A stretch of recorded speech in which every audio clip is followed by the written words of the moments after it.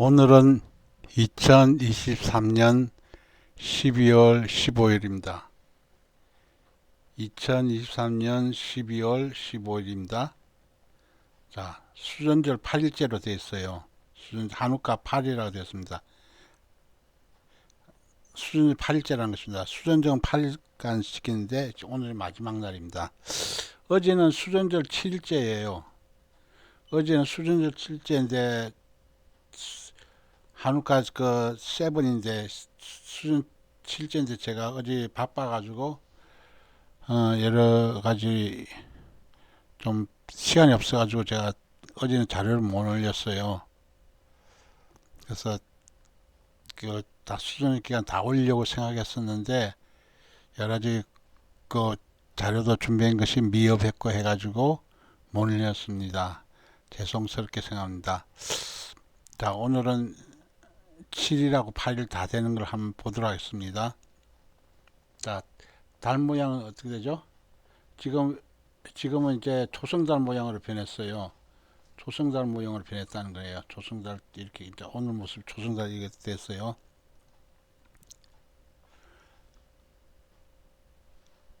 자, 우리가 그것에 대해서 또 그림을 통해서 보겠습니다.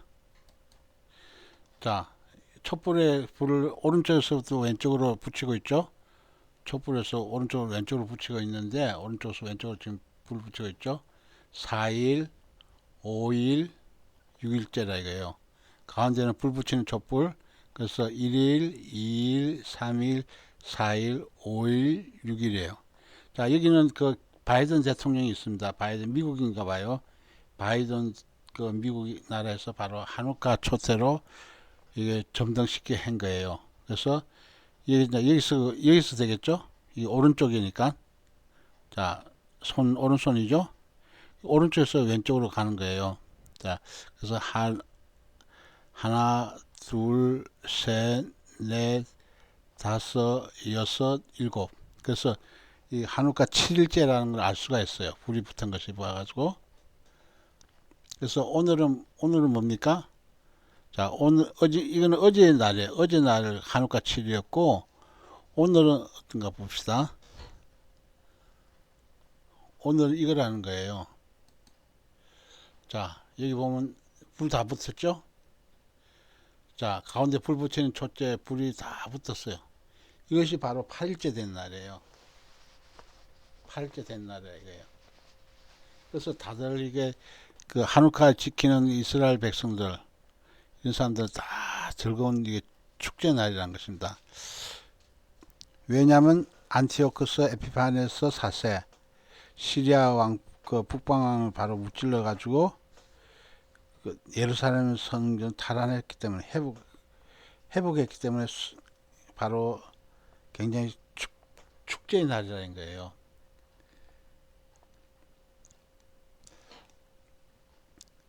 그래서 오늘 이 한우카 촛대를 통해서 우리들이 항상 얘기하고 있지만 우리가 수전절 첫째 날부터 수전절 8일째 날 동안 우리가 뭐라고 그랬습니까?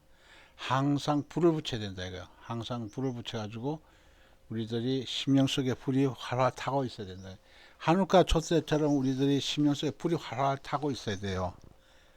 이것이 바로 기름 등불을 준비한 자들의 모습이라는 거예요. 우리 심령 속에 한우카 9개 촛대 가지가 불이 다 붙어 있어야 된다는 것입니다.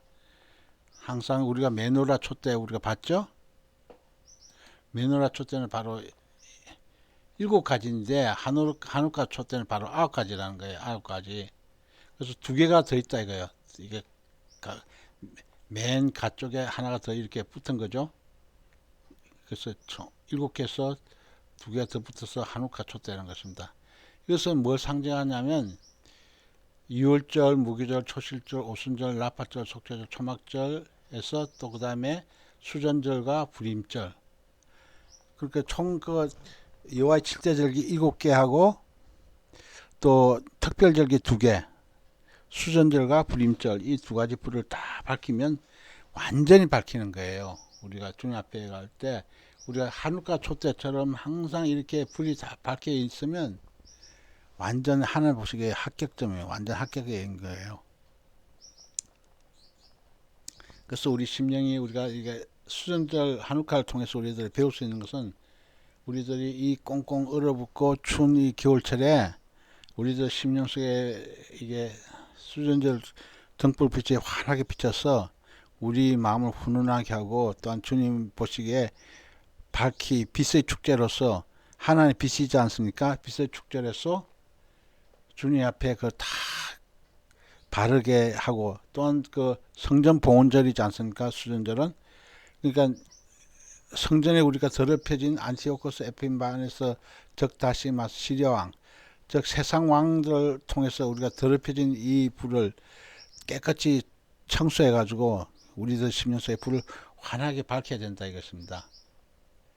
그래서 기적 같은 이 역사가 한우카 한 개 분량의 그 기름밖에 안 됐는데 8일간 붙었다 이거예요. 그래서 8일간 촛대를 이렇게 붙여서 기름 붙은 것을 기념한 날이에요. 그래서 우리들이 이런 기적 같은 역사가 이 한우카 기간을 통해서 우리들이 항상 일어나기를 각자 바라겠고, 또 우리들이 주님 오실 때까지 우리가 이렇게 한우카 촛대불을 하나도 꺼뜨리지 말고 모두 다 밝게 비춰서 주님 맞을 때 할렐루야 하면 마라나타 하면서 우리들이 주님 맞아야 되겠습니다.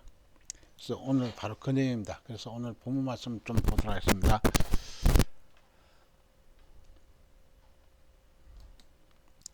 자, 오늘 본문 말씀은 다니엘서 11장 내용인데, 제가 다니엘서 11장 내용을 다 못하겠어요. 왜 못하겠냐면 이 다니엘서 11장은 역사적인 사건이기 때문에 그 깊이 들어가면 들어갈수록 그 이때 당시 때 그 뭐냐면 메대 사람 다리오 원년 주전 539년이다. 그래서 바로 원년 때부터 바로 그 로마 시대 또한 이런 또한 이렇게 예수님 또 예수님의 그 십자가 달리신 그런 사건을 지나서 또 우리 로마 시대를 지나서 신생 로마 제국, 그리고 또 적그리스도 시대인 그 이런 그때까지 일이 다 기억되어 있기 때문에 이것을 다 하려면 이거 시간이 없어요.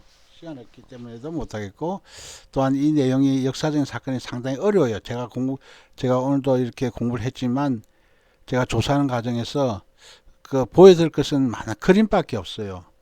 왜냐하면 그림을 통해서 우리도 이해해야 되겠다는, 그래서 다른 사람 그 그림 자료도 많이 좀 인용했습니다. 인용해가지고 제가 조사했으니까 이게 보시기 바라겠습니다. 그래서 자, 그것이 뭐냐면 다니엘서 11장 내용이 전부 다 되어 있는 것이 뭐냐면, 다니엘서 11장 1절에서 2절 말씀은 그 메데바사 얘기가 나와 있습니다. 메데바사 얘기가 나와 있고, 그 다음에 헬라 그리스 다니엘서 12장 3절에서 24절까지는 헬라 즉 그리스죠. 알렉산더 그 그리스 내용이 되어 있습니다. 그리고 그 다음에 로마에 대한 얘기가 나와 있습니다. 로마 다니엘서 11장에서 24절부터 31절 말씀이 나와 있다는 거예요. 그래서 로마에 대한 사건이 되어 있고, 그 다음에 다니엘서 11장 31절에서 39절 말씀은 신성 로마 제국, 그러니까 로마 제국 후에 생긴 거죠. 신성 로마 제국의 얘기입니다. 그리고 그 다음에 신세계 정부, 뉴월드 오더, NWO죠. 신세계 정부에 대한 얘기가 있다는 것입니다. 이 물이 마지막 때. 그래서 다니엘 11장 40절에서 45절 끝절까지는 이렇게 신세계 정부에 대한 내용이 있어가지고, 그러니까 메데 바사에서부터 시작해가지고 우리 마지막 시대 때 신세계 정부까지 이런 내용들이 기록된 것이, 역사적인 내용이 기록된 것이 다니엘서 11장 내용이에요. 그래서 내용이 상당히 강범해요. 그래서 우리가 우리 그림을 통해서 우리들 좀 보도록 하겠습니다. 그림을 통해서 우리 봐야만이 더 이해하기 쉽다 이거예요. 자, 그림을 통해서 한번 보겠습니다.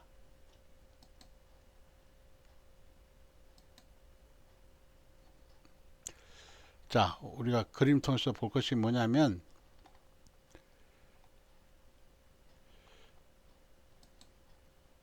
자, 우리가 알다시피 다니엘서 2장에는 바벨론, 페르시아, 그리스, 로마 열왕국 됐습니다. 열불 됐죠. 다니엘서 2장하고 이거는 다니엘서 2장 내용이고, 이건 느부갓네살 왕이 바로 꿈을 본 것을 다른 박사들이 수사 박사들 해석을 못하니까 다 죽이겠다 하니까 다니엘이 성급하게 굴지 말라고 우리들 좀 시간 달래 가지고, 그래서 다니엘이 꿈을 해석해 그 너부갓네살 꿈을 해석한 내용을 이렇게 얘기했어요. 그래서 아무것도 없이 박사 수사들이 조금이라도 근거도 없이 무조건 하고 꿈 해석하라니까 다들 그 그러니까 아주 그 너부갓네살 화가 나가지고 그 많은 박사 수사들 다 죽이려고 그랬죠. 근데 다니엘이 이렇게 하나님께 기도해서 하나님께서 꿈 해석을 받은 거예요. 그리고 이 다니엘서 7장 내용은 바빌론, 페르시아, 그리스, 로마 열왕국, 열불, 저그리스도 세력도 이 내용도 바로 그 다니엘서 2장 내용하고 똑같이 이거는 그 이것은 다니엘이 그 비몽사몽을 본 내용이에요. 다니엘 7장에 보면 다니엘 7장 내용 잠깐 한번 볼까요? 자, 다니엘 7장 내용 한번 보겠습니다.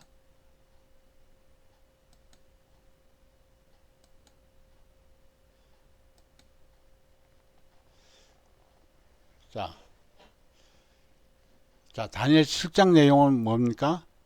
바벨론 왕 벨사살 원년이에요. 그러니까 바벨론 왕 벨사상 1년에 바로 다니엘이 침상에서 꿈꾸어가지고 꿈을 꿨다 그랬죠. 꿈꿔가지고 내 속에서 이상을 받고 그 꿈을 기록하여 이 일의 대략을 진술했다는 것입니다. 그래서 다니엘이 뭘 봤습니까? 다니엘 진술에 가라되 내가 밤에 이상을 보았는데 하늘에 네 바람이 큰 바다로 물렸다 그랬습니다. 하늘에 네 바람이 큰 바다에 몰려 불더니 네 짐승이 바다에서 나왔다 이것입니다. 그래서 그 모양이 각각 다르다 그랬습니다.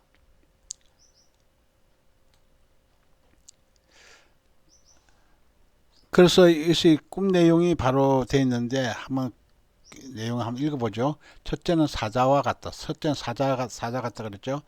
독수리 날개가 있다 그랬죠. 내가 볼 사이에 날개가 뽑혀가지고 땅에서 들려서 사람처럼 두 발로 섰다는 것입니다. 이게 사람의 마음을 받았다 그랬죠. 자, 다른 짐승은 둘째는 뭐라고 했습니까? 곰과 같다 이거였습니다. 둘째는 다른 짐승은 둘째는 곰과 같다 그랬죠. 그래서 몸 한편 들었다 그랬어요. 그리고 이과 이 사이에 뭐가 그랬습니까? 이과 이 사이에 새 갈빗대가 물렸다 그랬어요.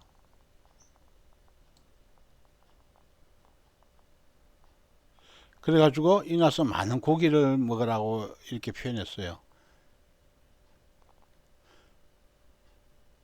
그리고 그 다음에 또 다른 짐승, 또 세 번째 짐승 뭐죠? 표범과 같다 이거 표범. 세 번째 표범 같아서 얼마나 빠른지 이를 말할 수 없다는 거죠. 등에는 뭐가 있어? 표범 등에는 새 날개 넷이 있다 그랬습니다. 또 짐승 머리에는 뭐라고 했습니까? 짐승에 있는 머리도 넷이 있다고 했습니다. 권세를 받았다고 했습니다. 그렇게 보였다는 것입니다. 그리고 또 이제 넷째 짐승을 또 봤다는 거예요. 넷째 짐승은 무섭고 놀라우며 극히 강한 또 큰 천리가 있다고 했습니다. 먹고 부서뜨리고 나머지는 발로 밟았으며 그 짐승은 전의 짐승들보다 다르고 또 열뿔이 있다고 했습니다. 열뿔이 있는 짐승을 봤다는 것입니다. 또 그 중에서 또 유심 보는 중에 작은 다른 뿔이 있었다는 것입니다. 그 작은 뿔에서 그 뿔셋을 뽑았다 그랬습니다. 그 열뿔 중에서 셋이 그 앞에서 뿌리까지 뽑혔다 그랬습니다. 근데 이 작은 뿔에는 뭐냐면 사람의 눈 같은 눈이 있고 또 입이 있어가지고 참난 큰 말 한다 이거예요. 참남된 말을 하더라 이거예요.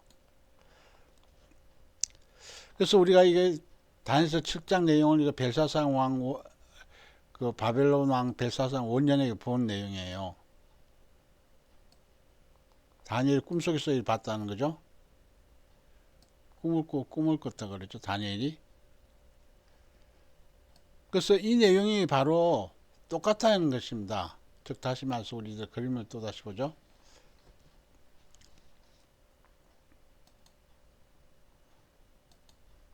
자, 제가 저 그림을 여러 카트로 했습니다. 자, 여기서는 다니엘서 2장, 다니엘서 7장 내용을 봤다는 것입니다.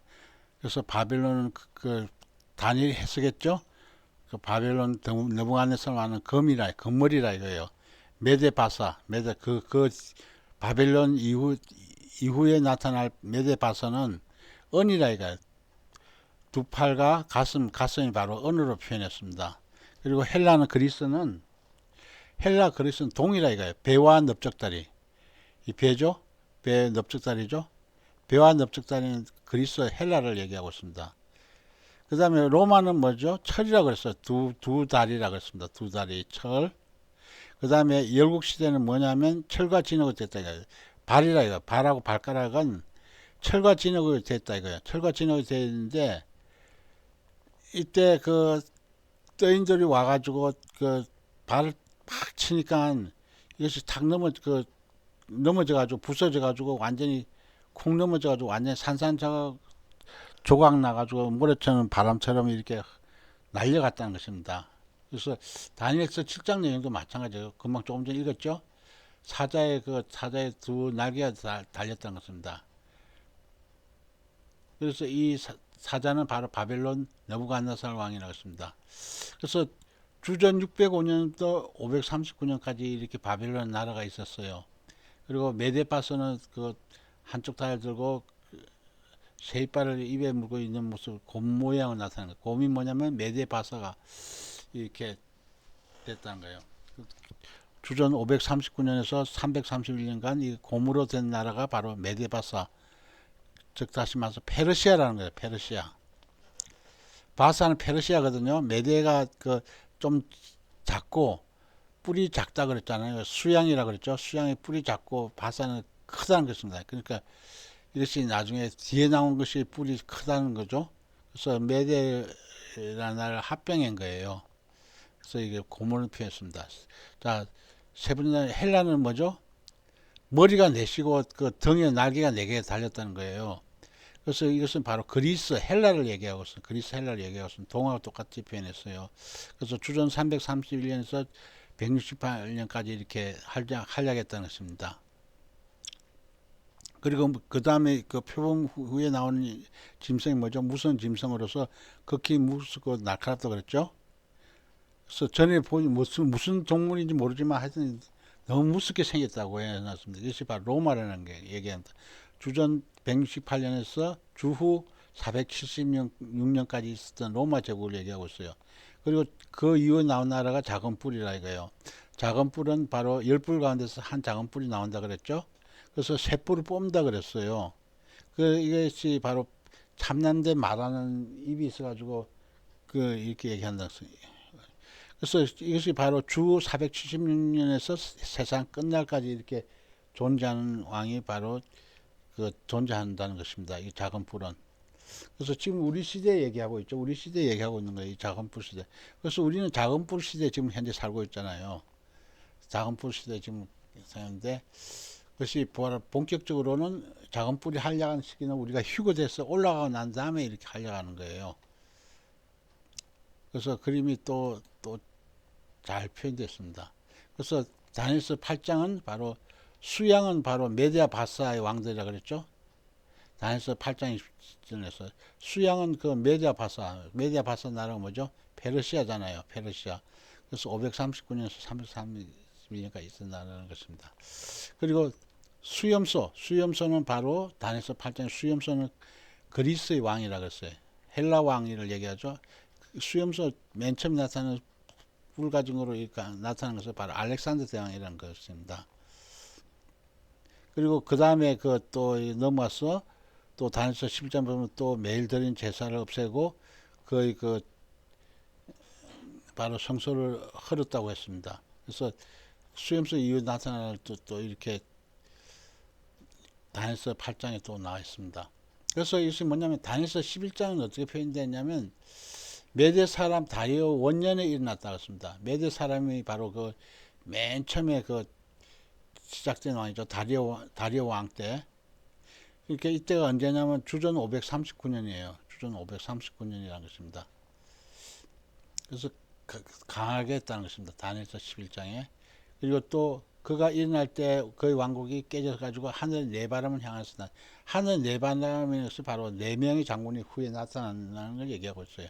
난 11장 4절 얘기하고 있죠. 이 그리스를 얘기하고 있습니다. 그러니까 그가 일어날 때, 그러니까 알렉산더가 일어날 때 그의 왕국이 깨졌다는 것입니다. 그러니까 깨졌다는 것이 뭐냐면 알렉산더 제국이 그렇게 헬라로서 일어났는데 일찍 그가 죽음을 죽었다는 것을 얘기해주고 있죠. 그리고 하늘 네바람이라는 것은 바로 그 후에 일어날 그 네 명의 장군을 얘기하고 있습니다. 카산더, 리시마커스, 셀류커스, 톨레미, 이렇게 나라 네 개 장군에서 이렇게 생긴 나라를 얘기하고 있습니다.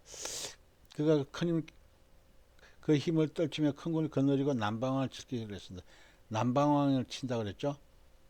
여기 이후서부터는 바로 그 로마 제국이 등장하는 거예요. 그가 로마 제국을 얘기하고 있는 거예요.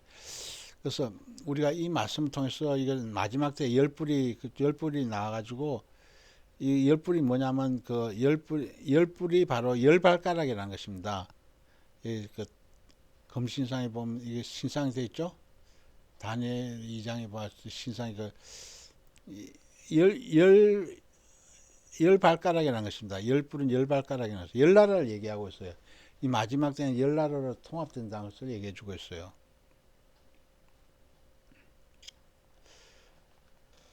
그래서 우리가 이 사실을 좀 알고 있으면 참 우리가 이 말씀 뜻을 하기 쉽습니다. 그래서 우리가 다니엘서 11장을 보면 다니엘서 11장 1절에서 2절 말씀은 페르시아, 즉 메데바사 나라에 대해서 설명하고 있어요. 메데바사에 대해서 설명하고 있고, 다니엘서 11장 3절에서 4절, 11장 3절에서 24절까지는 그리스 헬라 제국에 얘기하고 있습니다. 지금 이 말탄자가 알렉산더 대왕을 얘기하고 있죠. 그리고 그래서 그리스 나라가 지나가면 뭐가 나오죠? 다니엘서 11장 24절에서 31절 말씀에 로마 제국이 나타난다는 것입니다. 로마 제국. 그래서 로마 제국은 이렇게 그 왕이 안에 삼두 정치를 나라를 해가지고 세 사람이 이렇게 정치를 해가지고 이렇게 했다는 것입니다. 그래서 가운데 사람이 죽고, 그래서 두 사람이 이렇게 했다는 거죠. 했다는 것인데, 우리가 이 나라를 통해서 또한 우리들이 거대한 로마 제국, 우리가 예수님 당신 때는 로마 제국이었지 않습니까? 로마 제국 속국이었지 않습니까? 그렇게 받았다는 것입니다.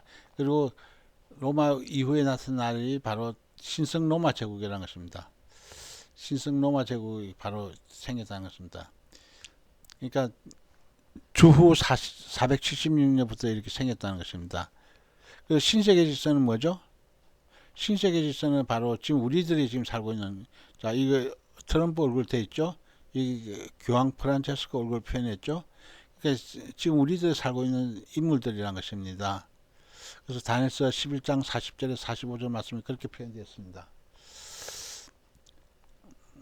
그래서 우리들이 지금 계속 이거 히데겔 강가에서 본 것은, 이것은 바로 다니엘서 10장 내용이에요. 다니엘 10장 내용인데, 이것은 우리가 좀 시간상 우리가 생략하고, 그러니까 다니엘 10장서부터 이렇게 쭉 연결돼가 11장으로 됐다는 것을 얘기해 주고 있습니다. 그래서 다시 그림을 통해서 우리가 보겠습니다. 자, 여기서 이 나라는 바로 그 페르시아 나라는 것은, 페르시아 나라가 지금 아주 어마어마하게 지금 이렇게 영토를 확장했죠. 그래서 어마어마한 영토 확장이었습니다. 그리고 페르시아 바로 바로 또 이것 보세요. 바사 페르시아 제국 해가지고 엄청나게 넓은 땅 차지했죠. 이집트까지 다 차지했어요. 그래서 여기 보면 바로 유다 제국 여기 있잖아요. 유다. 예루살렘인 유다가 바로 여기 있다는 것입니다. 그리고 또 알렉산더 대왕이 또 이게 또 차지한 나라가 이렇게 크다는 것입니다. 그러니까 어마어마하게 완전 대국이죠, 대국. 그러니까 바로 그 애굽, 아수르, 바벨론, 헬라 이런 나라들 좀 바벨론, 페르시아, 헬라 이런 나라들 다 대국인 거예요. 그리고 이것을 또 이 그림을 좀 더 제가 이거 좀 더 조사해 보니까 알렉산더 제국이 이렇게 크다는 거예요. 어마어마하죠, 제국이.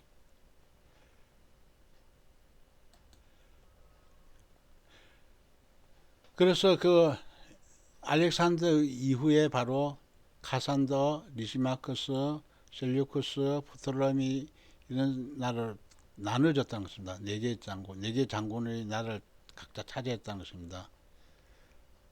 자, 그래서 또 한번 볼게요. 자, 우리 지난 시간에 봤죠? 지난 시간에 봤는데 바로 여기가 바로 카산더, 여기가 바로 리시마커스, 여기가 바로 셀류커스 지역에. 그래서 성경에는 여기 셀류커스 지방이 여기가 바로 북방왕이고, 이게 북방이고 그 톨레미 왕조 이것이 바로 남방왕이에요. 그러니까 북쪽에 있다 해서 북방왕, 남쪽에 있다 해서 남방왕이 된 거예요. 그래서 북쪽에서 바로 적그리스도가 등장한다는 것을 얘기해 주고 있어요.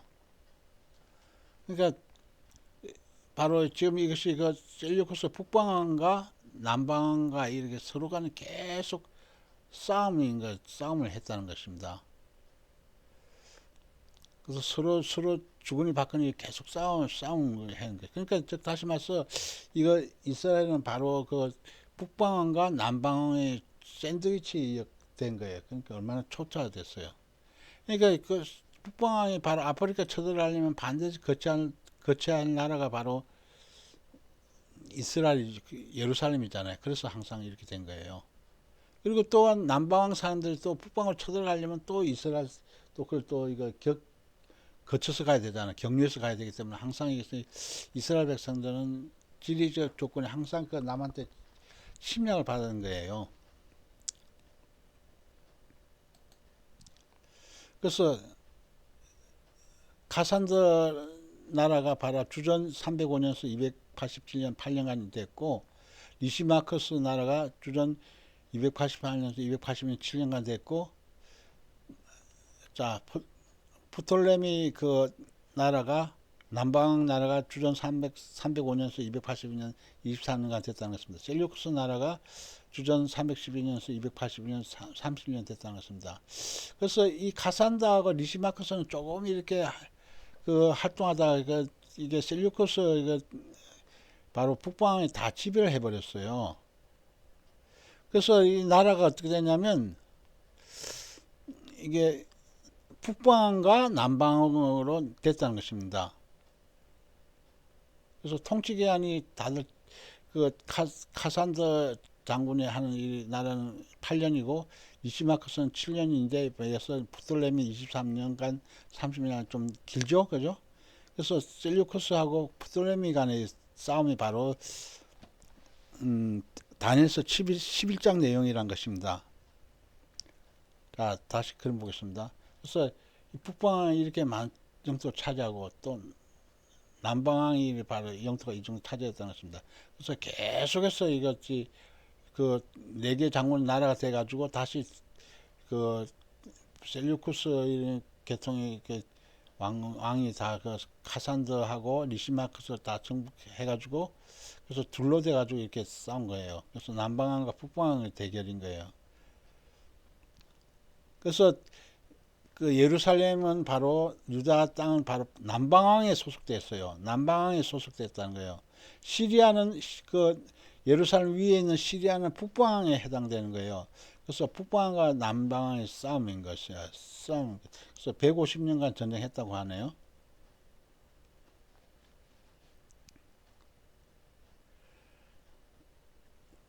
그래서 오늘 본문 내용을 우리가 좀 보도록 하겠습니다. 본문 내용을 우리가 조금 더 공부하고 나서 또 내용을 보도록 하겠습니다. 자, 그래서 다니엘서 11장 내용은 바사 제국에서부터 시작해가지고 메데바사 제국부터 시작해가지고 신세계 정부까지 우리가 그렇게 기억하면 된다. 바사, 헬라, 로마, 시성로마, 신세계 정부. 그러니까 우리의 그 메데바사서부터 지금까지 역사가 쭉 기록된 것이 바로 다니엘서 11장 내용이에요. 그래서 우리가 좀 잠깐 우리가 좀 보면서 이렇게 하도록 하겠습니다. 다니엘서 11장 1절 보면 내가 또 메대 사람 다리오 원년에 주전 539년에 일어나 그를 돕고 강하게 한 일이 있었느니라 그랬어요. 그래서 이때 내라는 것이 바로 가브리엘 천사를 얘기하는 거예요. 가브리엘 천사가 메대 사람 다리오 원년에 일어나가지고 그를 돕고 강하게 했다고 했습니다. 그래서 이제 내가 참된 것을 내게 보인다 그랬습니다. 이제 다니엘이 그 가브리엘 천사가 참된 것을 다니엘에게 보인다 이거예요. 보라, 바사에서 세왕이 일어난다 이거예요. 바사에서 세왕이 일어난 것이 뭐냐면 우리가 좀 보도록 하겠습니다. 바사 제국에서 세왕이라고 했어요. 자, 바사 제국에서 세왕을 좀 보겠습니다.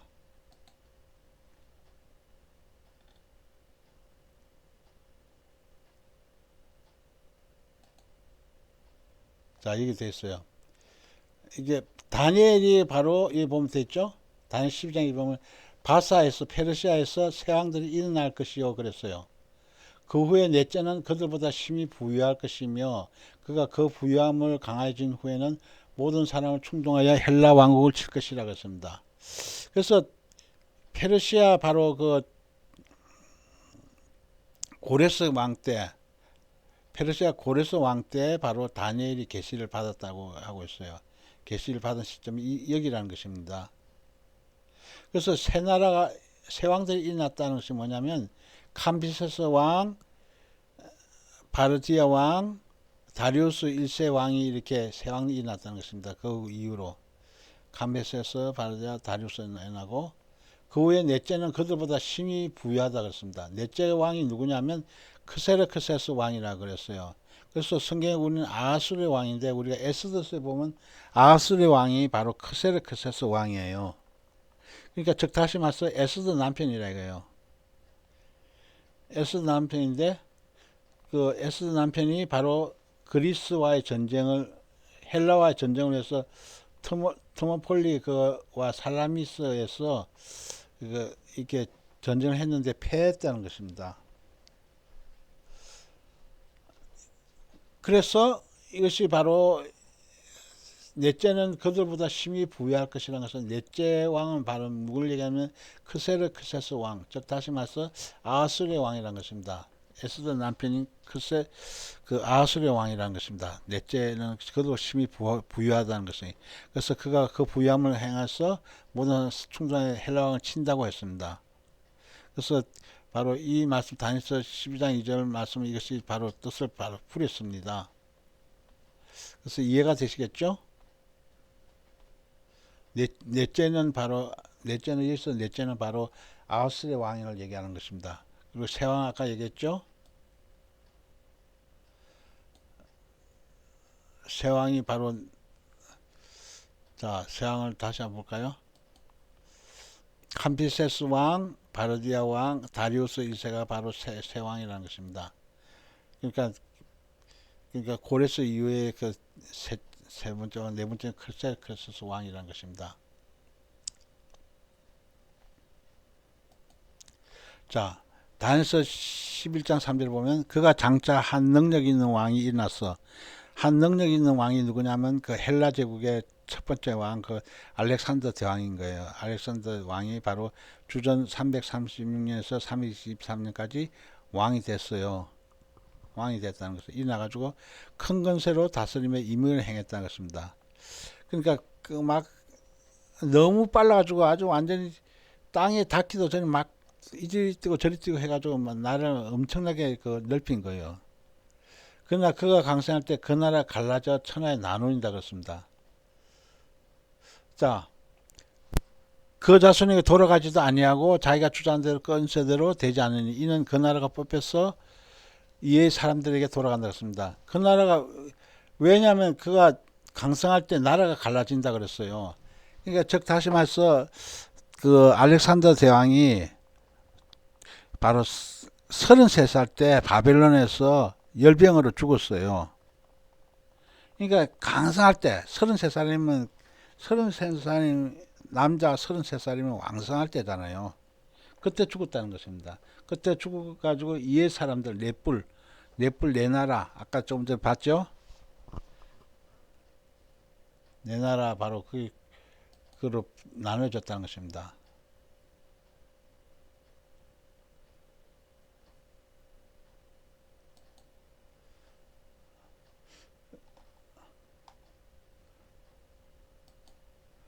바로 카산더, 리시마커스, 프톨레미, 셀루쿠스 이 네 나라로 이렇게 나눠졌다는 것을 얘기해주고 있어요.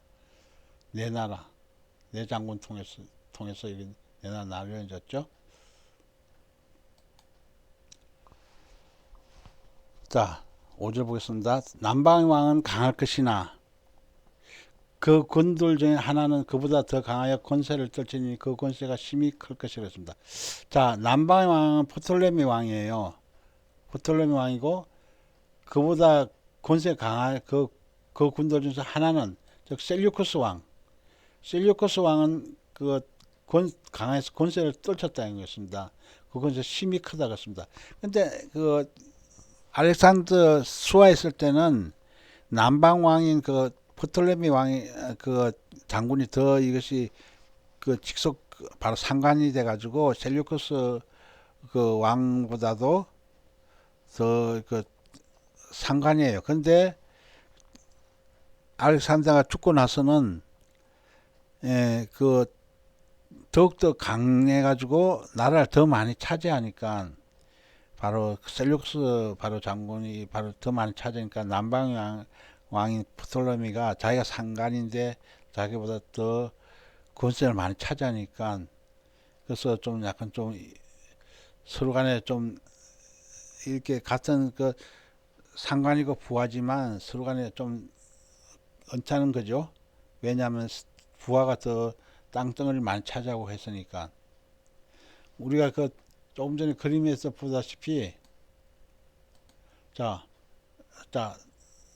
이게 남방왕은 요것밖에 땅을 차지하지 못했어요. 그렇지만 이거 셀류커스의 북방은 뭐죠? 이렇게 많은 땅을 차지한 거예요. 그러니까 자기보다 더 부하가 더 많은 땅을 차지하니까 아무래도 시기 질투가 있겠죠. 바로 그 얘기입니다. 몇 년 후에 그들이 서로 맹약한 단합한다 이거예요. 그러니까 이것이 또 이제 세월이 흘러가지고 남방왕 프톨레미 2세가 딸 베레니카에게 북방왕 안티오코스 2세에게 화친하여 나아가서 결혼 동맹한다 그렇습니다. 자, 이 말이 뭐냐면 우리가 여기서부터는 좀 내용이 좀 상당히 어려운데 우리가 역사적인 사건을 조금 보지 않으면 우리가 해석을 하기 어려워요. 자, 그래서 제가 이거 나름대로 했습니다. 자, 여기 보면 낫겠네요. 자, 프톨레미 2세. 남방왕에서 프톨레미 2세가 필라델포스 이게 북방왕 안티오코스 2세 데우스에게 이것이 바로 딸 베레카를 줘서 혼인동맹 했다는 거예요. 그러니까 우리가 예전에는 다 그렇지 않습니까? 나라와 나라 간에 전쟁을 하지 않고 해서 딸을 서로 공약 결혼시켜 가지고 혼인동맹에서 했다는 거예요. 그래서 여기 돼 있죠? 몇 년 후에 그들이 서로 단합이 남방왕의 딸이 북방왕에 가서 화친한다 그랬죠? 남방왕의 딸을 안티오코스 2세 테우스에게 이것을 줘가지고 결혼해가지고 이것을 화친하게 한다는 것입니다. 그러나 공주의 힘이 세하고 그 왕은 서지도 못하고 권세가 없어질 뿐 아니라 그 공주가 그를 데려온 자가 그를 낳은 자 그에게 도와준 자 다 버림당하는. 그러니까 즉 다시 안티오코스 2세 이 사람이 바로 결혼을 했어요. 했는데 이 딸이 남방왕 딸이 옴으로 해서 자기 전 부인하고 이렇게 좀 약간 이혼 관계를 좀 헤어진 거예요.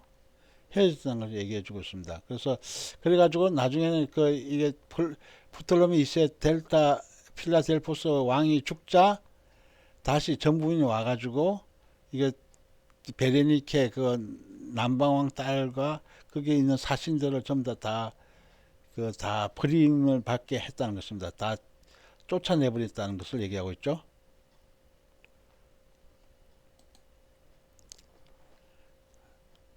자, 이 바로 그 내용입니다. 몇 년 후에 그들이 서로 맹약했는데 남방왕 프톨레미 2세의 딸 베레니케에게 북방왕 안티오코스 2세에게 나아가 화친 결혼 동했는데 그러나 그 공주의 힘이 약해지고 친정 아빠 프톨레미 2세가 죽자 이혼당했다는 거죠. 그 왕은 서지도 못하며 권세가 없어질 뿐만 아니라 안티오코스 2세인 전부인 라오디케는 살해당하고 그렇습니다. 그러니까 안티오코스 2세 그 전부인에게 바로 그 라오디케에게 바로 이것이 다 살해당했다는 것입니다. 그래서 공주와 그를 데려온 자들과 그를 낳은 자와 그때 도와주던 자가 다 버림을 당한다 그랬어요. 그래서 이것은 이 말이 뭐냐면 그 왕의 이혼당한 전부인 라오디케가 공주와 공주를 데리고 온 수행들까지 심지어 자기들 남편이자 현재 왕인 안티오코스 2세까지 다 죽인다 그랬어요. 그러니까 자기 남편도 다 죽인다고 해놨어요. 그러나 그 공주의 본척에서 난 자 중에서 공주가 바로 뭐죠? 베레니케 그 포톨 남방왕 있잖아요. 남방왕 그 포톨레미 2세의 그래서 나온 그 중에서 프톨레미 3세 프톨레마이오스 3세가 그의 뒤를 이어 북방왕의 군대를 치러 와서 그의 성에 들어와서 그들 이기고 그랬습니다.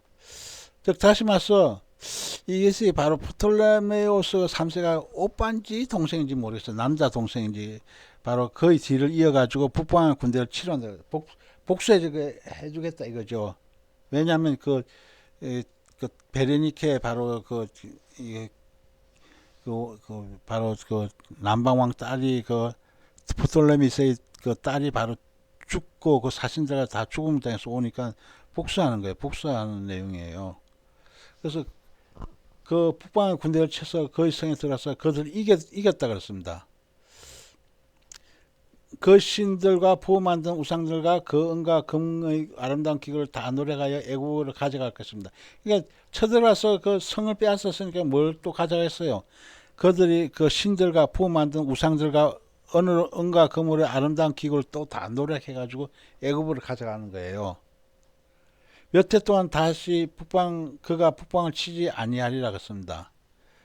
자, 북방왕이 남방왕의 나라를 쳐들어갈 것이나 자기 본국으로 물러가리라 그랬습니다. 그 아들들의 전쟁을 준비하고 힘이 많은 군대를 모아서 물이 넘친같이 나올 것이라 그랬습니다. 그가 또 와서 남방왕에게 견고한 성을 칠 것이라 그랬습니다. 그래서 이것이 내용이 계속 이런 내용들이에요. 그래서 우리가 이거 그냥 말로 들으면 잘 이해가 안 가요. 여기서 보게 되면 바로 프톨레미 3세가 이거 바로 친다 그랬죠. 그러니까 딸 베레니케니까 그 뭐 아들이겠죠. 프톨레미 2세의 아들이 또 프톨레미 3세가 또 에우에르케데스가 또 쳐서 또 북방을 쳐들어가지고 이겼다 그랬죠. 그래서 또 안티오코스 3세 대왕이 또 내려온 그런 내용이 있고 그래요. 그래서 이런 내용이 계속 반복되어 있기 때문에 우리가 이런 역사적인 사건은 그렇게 그냥 이렇게 이때 당시 때 그 사건으로 돌아가는 것으로 해가지고 맞춘 거죠. 왜냐 이것을 깊이 있게 알면 우리가 좀 많이 어렵고 혼동이 돼요. 그래서 우리가 성경 말씀 다 알아야 되겠지만 이 내용들은 좀 더 그때 당시 때 신구약 중간 시기 때 바로 역사적인 그런 세계사적인 그런 내용이기 때문에 우리가 깊이 알면 알수 좋지만 너무 이것에 대해서 공부했어도 우리가 잘 이해가 안 돼요. 왜냐면 이게 세계 역사적인 사건이기 때문에. 그러나 그 공주의 본족에서 난자 중에서 하나인 프톨레마이오스 3세가 그의 뒤를 이어 북방의 군대를 치러 와서 그의 성에 들어서 그들을 이기고 그 신들과 부만 우상들과 그가 아름다운 기구를 다 노래해서 애고를 가져갈 것이요 몇 해 동안은 그가 북방을 치지 아니라 조금 전에 했습니다. 북방이 남방의 나를 쳐들어갈 것이나 다시 본국으로 물러가리라 그랬습니다. 그 아들들이 전쟁을 준비하고 힘이 많은 군대를 모아서 물이 넘친같이 나올 것이며 그 안티오쿠스 3세가 그 와서 또 와서 남방을 경관스까지 친다 그랬습니다.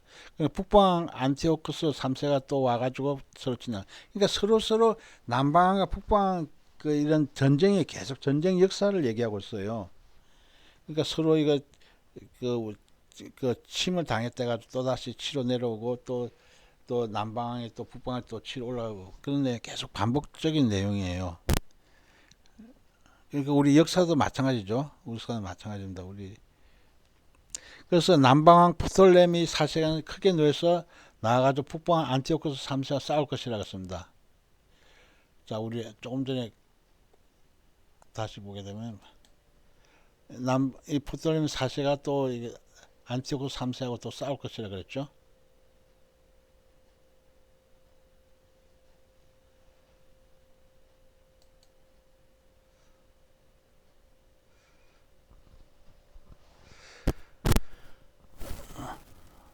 북방에 큰 물이 일으킬 것이나 그 북방의 무리가 그 남방의 손에 붙임 바 될 것입니다. 자, 북방이 큰 무리 일으켜가지고 또 전쟁을 하니까 북방의 무리가 또 남방의 손에 붙임 바 된다 그랬습니다. 그가 그 큰 무리를 사로잡은 후에 그 마음이 스스로 높아져서 수만 명이 엎드려들 것이나 수만 명이 죽인다 이 뜻이죠. 그 세력은 더하지 못할 것이라고 했습니다.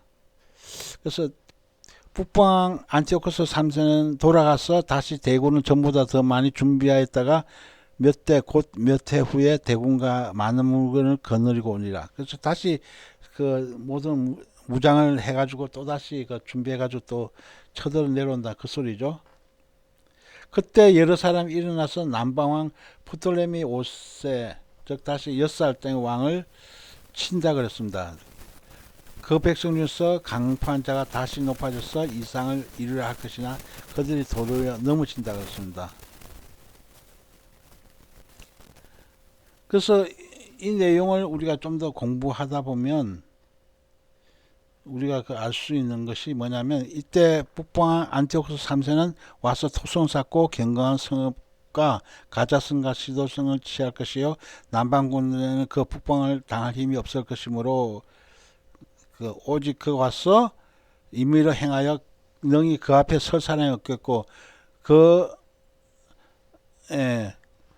그가 영원한 똥을 설 것이라고 했습니다. 그 손이 멸망이 있으리라고 했습니다. 그래서 우리가 이 내용을 좀 더 내려가면 이것도 바로 클레오파트라 얘기도 나와요. 클레오파트라 얘기도 나오기 때문에 자 이때 그러한 것이 누구냐면 로마의 장군 폼페이우스가 주전 63년경 예루살렘과 주변국 정복해가지고 유대의 하스몬 왕조를 폐위시키고 로마 원로는 주전 40년에 헤롯 대왕을 유대인 왕으로 선포해서 세웠다는 것입니다. 그래서 그가 결심하고 율리우스 카이사르가 결심하고 전국의 힘을 다하여 도망친 폼페이우스를 잡으려고 이집트에 이르렀다가 그와 하친할 것이요. 또 여자의 딸이라는 것이 바로 누구냐면 바로 그에게 줬다는 것입니다. 여자의 딸이 바로 클레오파트라. 여기서 클레오파트라 얘기가 나오는 거예요. 클레오파트라 그 세계에서 제일 그 민이라고 이렇게 알려졌잖아요. 그거. 그래서 그에게 줘가지고 그 폼피우스에게 줘 그 나라를 로마에 패망케 할 것이나 이루지 못하고 그에게 무익하리라 했습니다. 그래서 계속 이런 역사적인 사건이 계속 반복적으로 나와요. 계속 반복적으로 나오는데 그래서 뒷부분 내용도 좀 더 다 이런 그 45절까지 다 이런 이런 세계 정치 얘기이기 때문에 우리가 한 이 정도로 해서 끝마치려면 우리가 다 볼 수는 없어요. 계속 공부해야 되기 때문에. 그래서 이 바로 우리가 지금 현재 신구약 바로 거기 있는 내용을 배우고 있습니다. 세계사적인 내용을 우리가 다니엘서 11장 내용을 배우고 있는데 이것이 바로 지금 현재 바사, 헬라, 로마, 신성로마, 신세계 정부까지 쭉 그 역사적인 사건이 되어 있기 때문에 너무 광범위해요. 너무 광범위해서 이게 저도 이것이 돼서 참 이게 세계 역사에 대해서 좀 눈이 어둡고 좀 잘 모르고 해서 우리가 이 정도까지만 조사해도 우리가 깨달아도 충분할 것 같아요. 충분하고 우리들이 좀 더 우리들이 마지막 때 우리가 신세계 정부 바로 6월도 오더 바로 그림자 정부죠. 이것이 바로 지금 그까지 내용이 이렇게 단에서 11장에 기록되어 있다는 거 우리가 그것을 잘 알고 우리가 주님 앞에서 과연 그 지금 이 마지막 때 우리가 기름 등불 준비하고 바로 우리가 깨어서 건신하면서 신부단장에서 휴거 좀 하는데 우리가 올인해야 됩니다.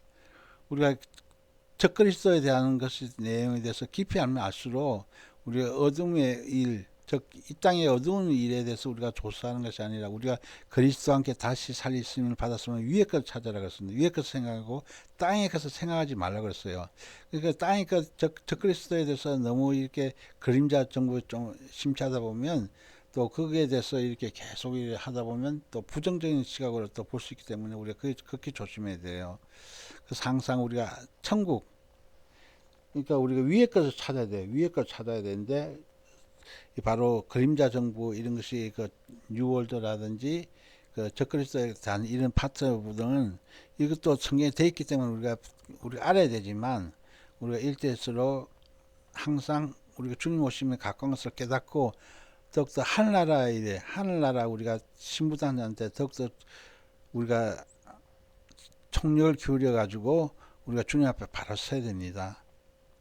그래서 우리가 적그리스도 대해서 많이 알아봤자 짐승 정부 많이 알아봤자 바로 우리들이 하늘나라에 가는 데는 우리가 조금이라도 보조적인 역할을 배울 수 있지만 우리가 궁극적으로 우리가 신랑 되신 예수님께 우리가 초점을 맞춰서 그쪽으로 나가는 것이 좋습니다.